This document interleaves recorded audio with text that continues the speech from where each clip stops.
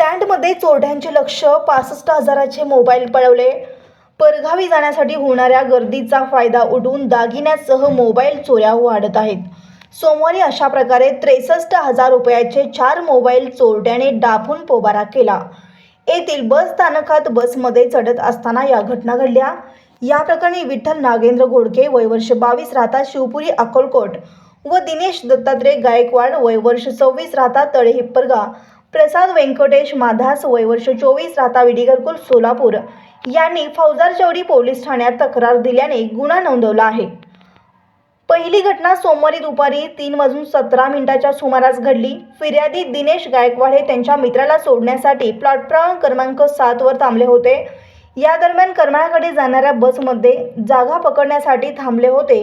यावेळी चोरट्याने दोघांचेही 28,000 रुपयाचे 2 मोबाईल चोरल्याचे फिर्यादीत म्हटले आहे. दुसरी घटना सोमवारी सायंकाळी 5च्या सुमारास अक्कलकोटकडे जाणाऱ्या बसमध्ये फिर्यादी विठ्ठल घोडके हे चढत असताना चोरट्याने प्रवाशाच्या 20,000 रुपयाचा मोबाईल चोरून नेला. नमूद फिर्यादी सोलापुरात कामानिमित्त आले होते. पुढील तपास हवालदार चुंगे करीत आहेत.